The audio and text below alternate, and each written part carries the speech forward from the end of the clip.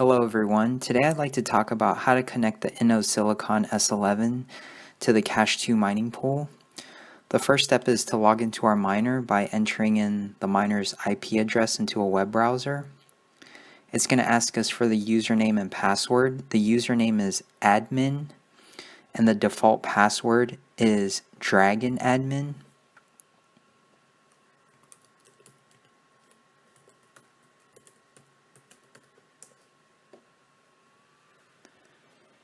Now, in order to point our miner to the Cash2 mining pool, we have to go to Settings and click on Pools. And I've done that here on another tab, Settings and Pools. Under the Pool 1 section, it's going to ask us for the pool URL, the worker, and the password. In order to get the URL, we should go to our website, cash2.org, and click on Mining Information.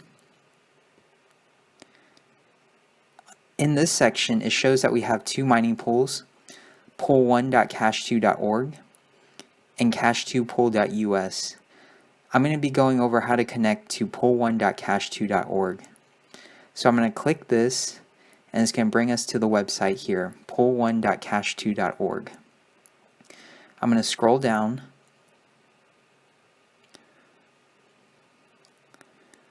to this section here, Connection Details.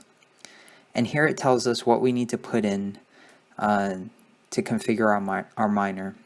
The URL is this right here, stratum plus TCP : / pool1.cash2.org : 5555.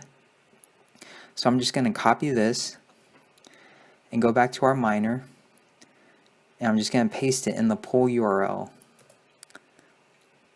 For the worker, if we go back to our mining pool website, it tells us for the worker to enter in our Cash2 address.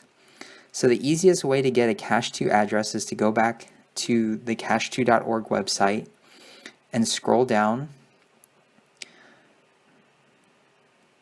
to the paper wallet section here. This section gives us an address, which is this, a spend private key, which is this, and a view private key, which is this. It's important that we write all three of these pieces of information down. And it's also very important to keep our private keys safe and not let anybody else know what they are. If anybody knows your spend private key, they'll be able to take money out of your address. If anybody knows your view private key, they'll be able to see how much money you have in your address. So after we've written all three of those down, we're going to copy the address. We're going to go back, and for pool worker, we're going to paste it here.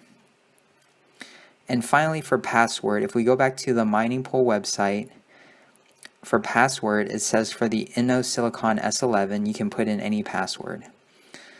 So if we go back to pool password, we can put in anything, like 1, 2, 3. That will be our password. And finally, we'll scroll down and click Update Pools, and our miner will be configured.